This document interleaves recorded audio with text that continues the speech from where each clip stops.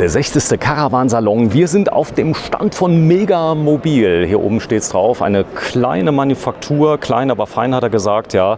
Und das Ganze aus dem Norden. Und hier steht ja ein MAN TGE. Richtig schön böse gemacht, wie sich das gehört. Aber die Delta 4x4 haben natürlich auch eine tolle Funktion. Ja, ich grüße dich, Thomas. Hallo, ich bin Thomas von Megamobil aus Norddeutschland. Megamobil ist aber ein slowenischer Hersteller, slowenische Manufaktur. Wir bauen ca. 400 Autos im Jahr. Und das ist unser neues Fahrzeug, wir nennen es das Beast.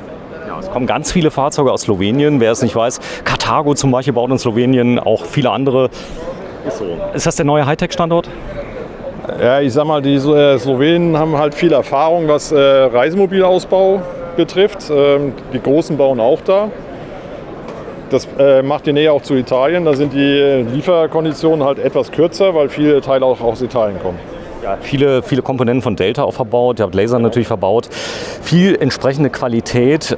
Das Fahrzeug steht auf welcher Tonnage jetzt? Momentan bei 3,5 Tonnen, liegt in diesem Zustand fahrbereit mit vollem Tank und Fahrer bei 3.175 Kilo inklusive allem Zubehör. MAN, da spricht einiges für das Servicenetz, unglaublich toll, oder? Ja, beim MAN hat man den Vorteil, 365 Tage im Jahr, 24 Stunden Service, da es halt ein LKW-Hersteller ist. Okay, die kommen auch raus, die helfen einen so ein bisschen wie bei den großen Mercedes, Iveco und Co. Das heißt, da gibt es einen richtigen Service. Ja, das Ganze ist natürlich optional mit, ich sag mal, Rüssel und so weiter. Kriegt man den auch ein bisschen weniger böse, wenn man möchte? Ja, also das ist jetzt hier keine Serienausstattung. Das ist alles ein Spezialumbau für die Messe. Wie ihr seht, ist da ein Cycle-Schnorchel dran, genauso wie ein Cycle-Fahrwerk noch drunter. Das Fahrzeug hat Allrad. Jetzt das Modell noch keine Differentialsperre. Die kommt aber, ne? Ja, die kannst du optional bestellen. Wir mussten halt schnell für die Messe den Prototypen auch fertig kriegen. Er ist am Dienstag fertig geworden. Ja, sehr schön, ja. Muss man sagen, das ist ja auch ein Schlechtwegefahrzeug. Das ist jetzt kein Fahrzeug für die Sahara. Würde vielleicht ein bisschen gehen. Aber der Möbelbau, ist der denn für Schlechtwege geeignet? Ja, der Möbelbau ist bei uns sehr stabil. Es ist eigene Produktion, eigene Tischlerei. Das wird alles in Slowenien selber gebaut. Das ist so stark verankert, dass es halten soll. So, ihr habt da oben drauf einen großen Dachgepäckträger. Auch der ist selbst gefertigt oder ist das ein Delta? Nein, der kommt von der Firma Forerunner. Forerunner kennt man ja in der Szene. Das heißt, auch hier ginge jetzt natürlich auch eine größere Markise, eine Rundum-Markise und so weiter. Das wäre möglich. Der Kunde muss nur sagen, was er will. Richtig, so sieht das aus. Das ist der Vorteil der Manufaktur. Wir geben uns Mühe, dass ihr das bekommt, was ihr haben wollt. So, Front. Passt. So. Hast richtig gesagt, ne? Nee, alles gut. Alles gut. Ich zeige es mal gerade. Ja, auch die Delta-Felgen ist natürlich professionell. Wenn da mal irgendwas kaputt geht, die Ringe kann man tauschen. Das ist so. Ich persönlich würde hier immer Schlösser drauf machen, aber gerade hinten sehr beliebt, oder? Sehr beliebt. Gut, wir haben sie jetzt halt gesichert mit einer Kontermutter. Ne? Dann könnte man auch eine andere Schraube raufmachen mit einem Spezialschlüssel. Gut, hier auf dem Stand passiert ja nichts. Ja, und hier sieht man auch, das hier könnte Carbon sein oder ist es Kunststoff? Das ist Kunststoff. Das ist Kunststoff. Das schafft natürlich Raum innen, das können wir uns gleich mal anschauen. Das Fahrzeug, wie es hier steht, Preis ungefähr, was muss man da anlegen? So wie er hier steht, komplett 99.000 Euro. 99. Mit allem Zubehör. Mit Allrad und allem drum und dran. Das ist, wer sich ein bisschen auskennt, ein Kampfpreis, muss man schon sagen, das in der Technik. Kampfpreis, ja. Ich mache euch mal hier ein bisschen auf. Ne?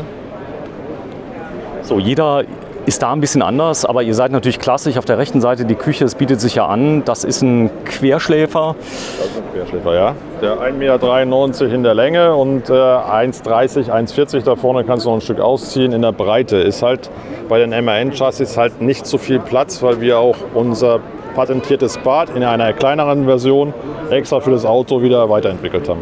So, wenn ich jetzt hier was transportieren möchte, das geht doch recht einfach, nehme ich an, oder? Man kann es umbauen? Recht einfach. Wir müssen hier, ich mache es jetzt nicht ganz hoch, weil die Deko da hinten ein bisschen stört. Du kannst hier alles auf die Seite und alles hochklappen. Das ist ein Klappbett mit Knackmechanismus. Mit Knackmechanismus. Das heißt, es kann tagsüber stehen bleiben? Das kannst du stehen bleiben, du kannst fahren damit. Das fällt nicht runter. Du musst es wie beim Liegestuhl wieder ganz in die Richtung, dann ist es wieder geöffnet.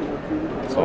Ja, ich weiß nur, die Slowenen bauen im Möbelbau sehr viel mit Kunststoff in der Mitte. Das heißt also sehr leicht. Ist das bei euch auch der Fall? Wir haben da eine Kombination. Also das ist Pappelsperrholz, CPL beschichtetes Furnier. Einige Teile sind in Leichtbau gemacht und einige Teile, die härter oder stärker belastet werden dann mit einem speziellen Leichtkunststoff verbaut.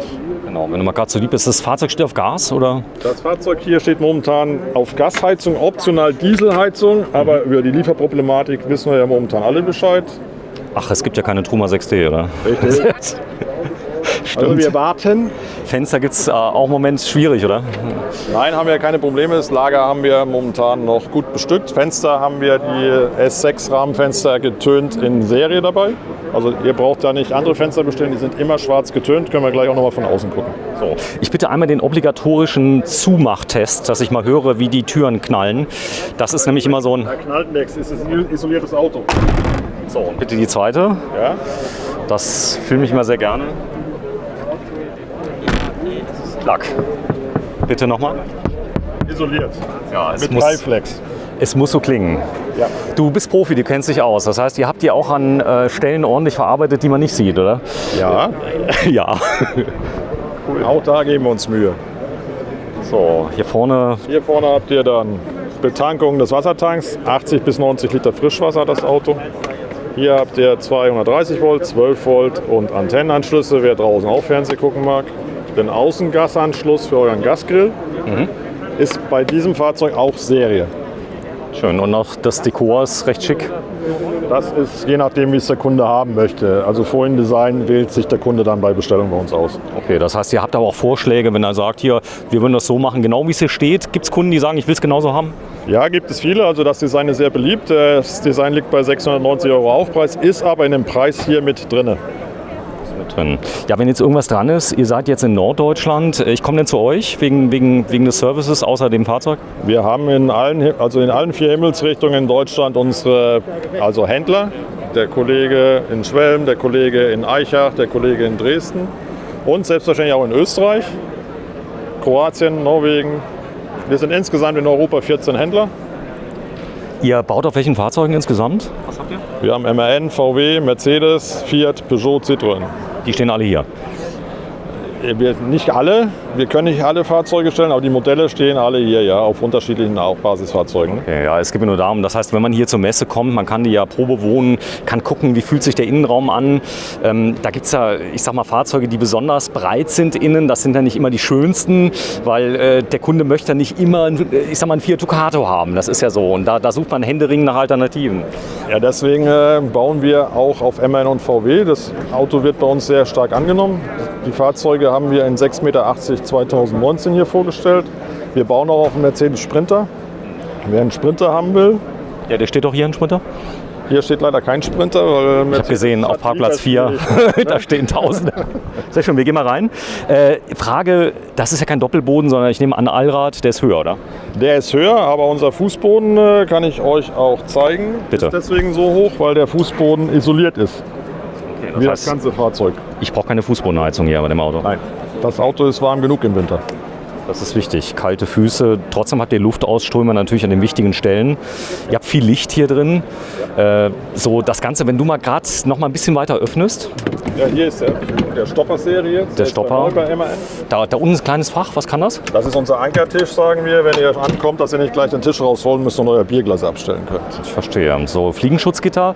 Ist auch Serie. Ist das leichtläufig? Weil die meisten... Die Dame kann das auch bedienen. Geht leicht. Also ich habe schon viele gesehen, gerade jetzt bei Sprinter. Muss noch eingestellt werden, aber es geht leicht, kann ich euch an den anderen auszeigen. Alles klar, ich glaube es dir. So, dann das obligatorische Putzlicht hier oben, das finde ich auch gut. Ja, aber könnt ihr separat ausschalten, sodass es ein bisschen gemütlicher wird in dem Auto. Aber ihr müsst ja mal sauber machen. Das ist ein Offroad-Auto, ne?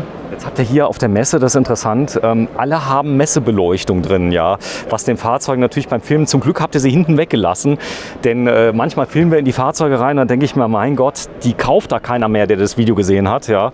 Aber das ist, glaube ich, ziemlich wichtig, dass die Leute ein bisschen was sehen, oder? Ja, wir haben halt hier in der Halle kein Tageslicht, ne? Deswegen müssen wir die auch ein bisschen ausleuchten. Auch um halt die Verarbeitung ein bisschen zu sehen, ne? Sehr schön. Ja, hinten Querbetten des deutschen liebstes Kind sind ja Längsbetten, aber ich denke mir in bestimmten Bereichen, gerade wenn es so Allrad und so, du bist relativ groß. Wie groß bist du? 1,92. Schläft sich gut hinten? Da, das geht. Gibt es in anderen Querschläfer 6 Meter Varianten, habe ich mehr Probleme. Ich persönlich bin eher der 6,80 Meter Fahrer, da haben wir nämlich das Längsbett verbaut, bin 2 Meter mal 1,70 Meter. Ja, Jenny, wenn du mal ganz vorsichtig das mal ausprobierst. Ich nehme an, das Kopfteil ist links, oder? Auf der Beifahrerseite, oder? Könnt ihr euch Ist egal. Kann man es aussuchen. Mal ganz kurz rein. Das will ich mal zeigen. Das funktioniert gut. Sie schläft ein. Wir wecken dann um 18 Uhr, ne? So, Polster und so, das ist alles dabei beim Preis. Das heißt, das ist alles schön gemacht hier mit dem Grau. Das ist alles Serie. Ihr könnt die ganzen Farbe, Stoffe, Korpus, die Schranktüren könnt ihr selber bestimmen. Auch Fußbodenfarben werden nach Kundenwunsch gefertigt, was wir im Programm haben. Ist nicht aufpreispflichtig. Was Starkes. Der Kompressor-Kühlschrank ist mit drin, oder? Serie. Serie. Die Beute ist auch nur hier. Ist optional. Ja gut, das sind so Kleinigkeiten. Ich habe jetzt gesehen, das Fahrzeug ist ja komplett grau, aber hier diese kleinen Akzente, wie zum Beispiel hier das ausgelaserte, nehme ich an, richtig toll, oder? Ja. Das macht es dann aus am Ende des Tages. Und hier sieht man, ich sag mal, so die Möbelfronten. Ihr habt euch ja was überlegt, wenn ihr das Fahrzeug hier auf der Messe ausstellt mit dem grauen Dachhimmel, der eine Akustik erzeugt hier im Fahrzeug, alles ganz trocken, richtig schön. Ich kann mir vorstellen, dass das schon ein Renner ist, die Ausstattung hier drin mit dem Grau, oder? Die wird in dem Offroad-Bereich und von jungen Leuten sehr gerne gekauft, ja. Ja, was ist denn das für ein Spülfeld? Noch nie gesehen. Auch der Kocher hier. Der ist wirklich von Dometic, oder? Der ist wirklich von Dometic, aber der wird geändert werden. Das ist ein Prototyp. Wir sind da jetzt nicht ganz so glücklich mit, weil während der Fahrt klappert das hier. Also den gibt es auch optional mit Induktionskochfeld. Du siehst schon hier, das ist nicht so das Perfekte. Also das wird im Serienfahrzeug so nicht sein. Bei mir würde tatsächlich ein Kocher würde mir langen. Das ist also oft so, dass ich ein Riesenfeld habe. Induktion. Er steht auf Lithium hier auch? Noch nicht, aber es ist möglich. Ja, ist möglich. Ihr habt ein patentiertes Bad. Jenny, wenn du mal kurz reingehst, dann gehen wir beide mal davor, dass wir das mal sehen. Und das ist ja immer so ein Riesending. Braucht man Abitur für die Bedienung? Das ist ja das, was sich viele fragen. Super, die Dusche nochmal abtrennen zur Toilette mit dem Glas. Ah, das heißt, du kannst das zur Seite schwenken. Du hast eine richtige Dusche. Du hast eine richtige Dusche, weil wir sind von Natur aus alle putzfaul. Deswegen haben wir uns gedacht, wir lassen den Vorhang weg. Der nervt uns eh immer. Und machen halt hier Schiebetür. Die Schiebetür geht von hier zu. Das ist jetzt, das Bad kennen viele von euch schon. Das ist jetzt bloß seitenverkehrt gebaut. Das hat aber was mit dem Toiletten, mit dem Abwasser zu tun. Okay, das heißt, das Ganze ist geschützt. Wenn du mal ganz kurz rauskommst, die Tür mal zumachst, dann kann man wahrscheinlich den Rest bedienen. So, nochmal auf die Tür und dann die Glastür mal zu.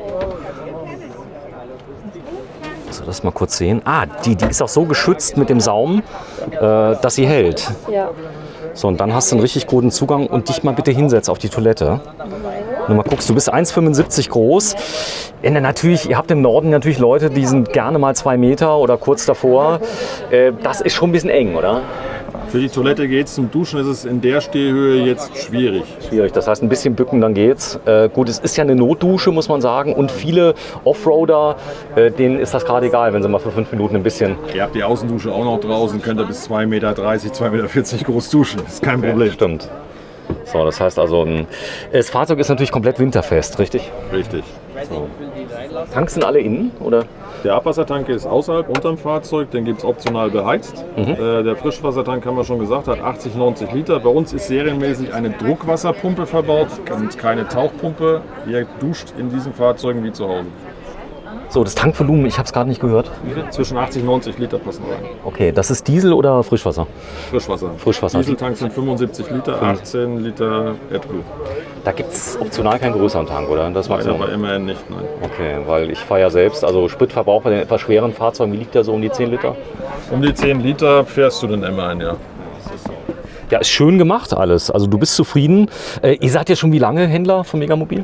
Wir sind jetzt 2,5 Jahre. 2,5 Jahre und Also keine fast. Schwierigkeiten? Nein, wir haben keine Schwierigkeiten. Wir haben uns auch bewusst dazu entschieden, weil wir lieben diese Autos, auch von der Verarbeitung her. Wir sind sehr zufrieden und unsere Kunden sind auch sehr zufrieden. Das war eine Frage. Wenn man den nicht auf 4x4 nimmt, ja, dann wird der Raum wahrscheinlich ein bisschen höher, oder? Ist das so? Haben wir hier 1,90 Meter Stehhöhe. Ja. Wenn er frontgetrieben gekauft wird, ist auch machbar. Also ihr braucht den Allrad nicht nehmen. Die Außenoptik können wir auch im Allrad-Look machen. Das ist kein Problem. Auch böse, Delta, Auch alles. böse, alles. Ist er dann ein bisschen günstiger? Ja, dann wird er ungefähr günstiger. Der Allrad schlägt mit 4.000 € circa zu Buche. Aber dein Tipp ist ruhig das Einbüßen, Allrad nehmen, gerade im Wiederverkauf, die Leute gucken drauf, oder? Ja, es gehen beides. Ne? Also es wird sowohl Front- als auch Allrad gekauft, aber das Auto soll ja auch ein bisschen Schotterstraßen unter die Füße kriegen und wer Schotter gerne fahren will, ist mit dem Allrad besser bedient. Setz dich mal bitte auf den Fahrersitz, ganz kurz, dann zeige ich mal gerade, wie das Cockpit ist, weil die meisten kennen ja Volkswagen, es ist doch sehr ähnlich, oder? Oder nahezu baugleich. Das ist 100% baugleich. Also das Einzige, was anders ist, ist das VW-Emblem hier. Okay, ich zeige es mal gerade, da ist der Löwe drauf. Trotzdem, wer drauf steht, der hat hier natürlich ein Auto, wo MAN drauf steht und der Service, das ist nicht zu vernachlässigen, der ist natürlich nicht schlecht von VW, aber das ist hier Truck Service. Das heißt, man ist auch Mitglied an einem Truck Service, man hat diesen gleichen Service. Ja, ihr müsst euch nur bei MAN anmelden, Okay. also Debitorenkonto anlegen und dann habt ihr weltweit 365 Tage Service. Also es ist halt ein LKW-Hersteller.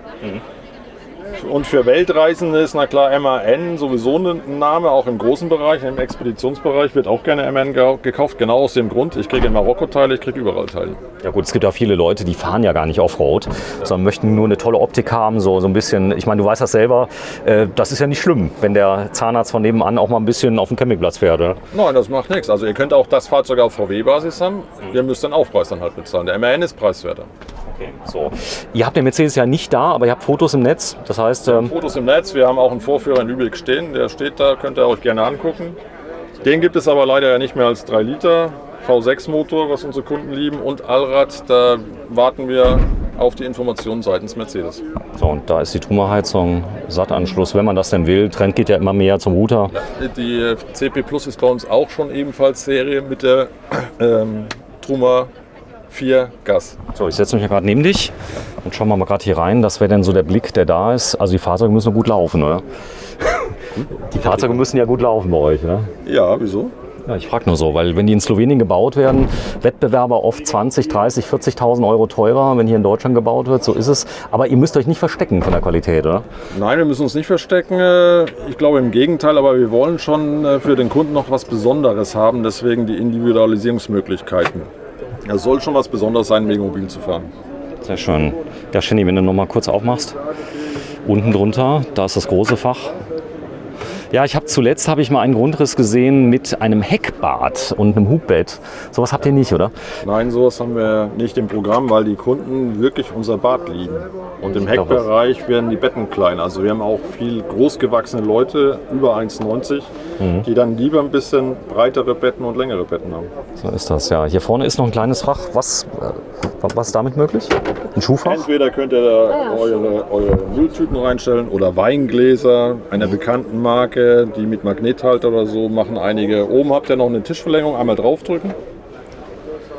Und selbstverständlich könnt ihr den Tisch dann auch noch rausdrehen, sodass auch der Kollege am Beifahrersitz in Ruhe essen kann. Sehr schön.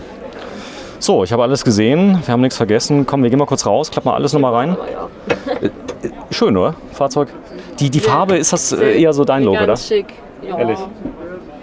Ja, du bist ja Vor allem weich hier. Zweiter Tag, jetzt im Coversalon, du bist Schauspielerin. Ja. Camping, du hast schon mal gecampt, aber so eine geballte Ladung an Informationen. Das ist wirklich sehr viel Information. Schon am 20.000. zweiten Tag erst. Ja, 20.000 Leute. Das ist jetzt der erste, zweite, dritte Caravansalon für dich? Ja, wir sind auch schon länger auf dem Caravansalon, seit 3 oder 4 Jahren. Das heißt, du hast welche mitbekommen, wo nicht 20.000 Leute limitiert waren? Ja, das hat der Kollege dann gemacht, also ich jetzt nicht, weil hat der Kollege früher aus Schwellen gemacht. Ich bin jetzt als Aussteller das erste Mal auf dem Caravansalon. Ich kann dir nur sagen, ich war letztes Jahr da, 20.000, ich war auch davor da. Das hier ist angenehm. Also wenn du mal da warst und da sind mal 40.000, 50.000 da, dann stehen die Schlange vor den Autos und so. Also ich gebe dir recht, für uns ist es angenehm an den Wochenenden jetzt hier. Wir sind auch auf der CMT immer gewesen. Am Wochenende ist halt immer geballt, da hast du ja die 40.000, 50.000 Besucher. Jetzt haben wir über die Woche verteilt 20.000. Das ist für uns von den Beratungsgesprächen auch etwas einfacher, weil die Stände jetzt nicht ganz so überfüllen. Wobei es dieses Jahr schon etwas voller ist, finde ich, als letztes Jahr gefühlt. Aber es ist für uns angenehm. Hast du das Gefühl, dass die Leute, die kommen, oft eine feste Kaufabsicht haben, dass das nicht nur so die, ich sag mal so die Gucker sind, sondern schon sehr gezielt? Ja, das ist hier auch im Caravansalon definitiv. Die wollen alle ihre Autos schnellstmöglich haben. Ist momentan wegen Lieferengpässen nicht immer machbar. Momentan liegen wir zwischen 12 und 15 Monaten, je nach Modell. Sehr schön. Komm, wir gehen mal raus, machen wir Abmoderation und da sind wir heute am 28. August 2021 auf dem Caravan-Salon. Komm, wir machen noch ein bisschen Werbung. Du hast uns so sehr geholfen. Dein Shop-Ladengeschäft ist wo? In welchem Ort? Wir sind in Lübeck. Ich bin der Thomas und wir heißen SJ Reisemobile. SJ Reisemobile aus Lübeck. Wenn ihr Fragen habt, gerne anrufen, E-Mail schreiben, wird beantwortet. Also Sierra Juliet, SJ. Yes. SJ Reisemobile, ja, für alle, die es haben. Und ja, da steht da. MAN. Name nochmal von dem Fahrzeug? MAN TGE Classic 600, das Biest. Classic 600, das Biest. Ja, vielen Dank fürs Einschalten. Tschüss.